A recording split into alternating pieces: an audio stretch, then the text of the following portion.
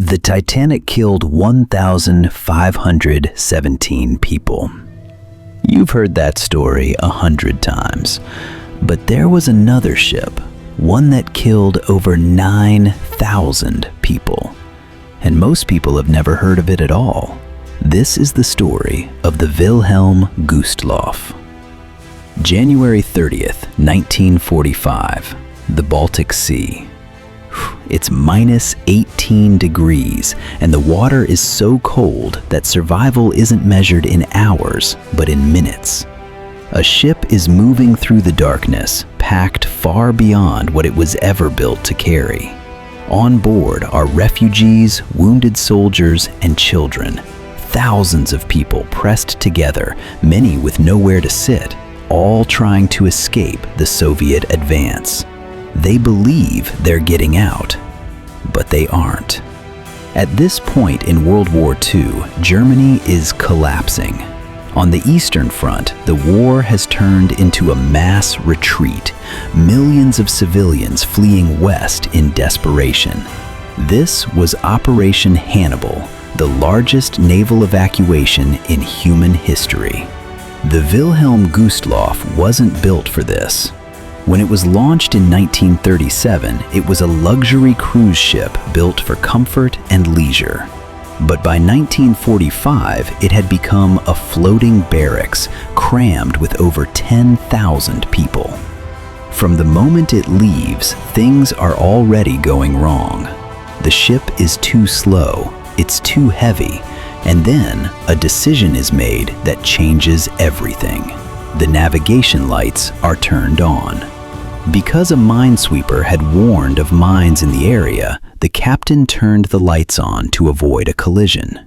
In the middle of a pitch-black sea, the ship became visible for miles. A bright, moving target. Somewhere in the dark, watching, was a Soviet submarine, S-13. Its commander, Alexander Marinesko, was under pressure. He'd been threatened with court-martial weeks earlier. He needed a victory. At 9:08 p.m., he gave the order to fire. One torpedo, then a second, then a third. The explosions tore through the hull. Panic spread faster than the flooding. Lifeboats were frozen in place by the Arctic ice. Others were launched too fast, capsizing into the black water. Then the power failed. The ship was thrown into total darkness. Families were separated in seconds. Children disappeared in the chaos.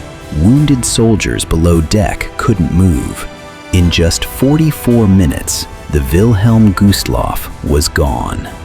Somewhere between 9,000 and 9,400 people died that night.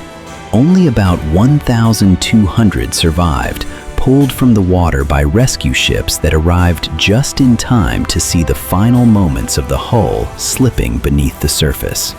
For comparison, the Titanic, 1,517 dead. The Lusitania, 1,198 dead. Nothing else comes close. So why don't you know this story?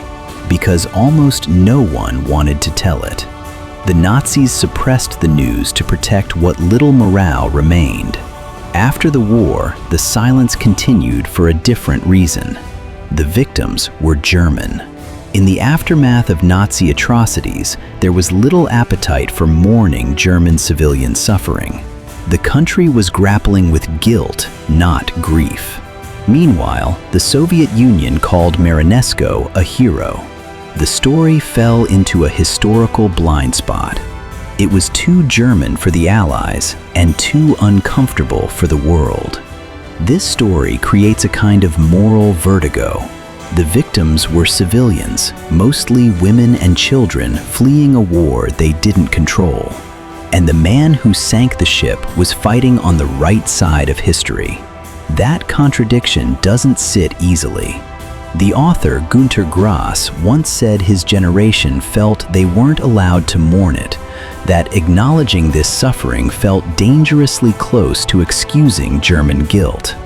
But 9,000 people still drowned in the Baltic Sea. History tends to remember the stories that fit neatly into its narrative and forget the ones that don't. The Wilhelm Gustloff is the deadliest maritime disaster in history, and almost no one remembers it. Thank you so much for watching until the end. If you enjoyed this, please like, share, and subscribe. I'll see you in the next one.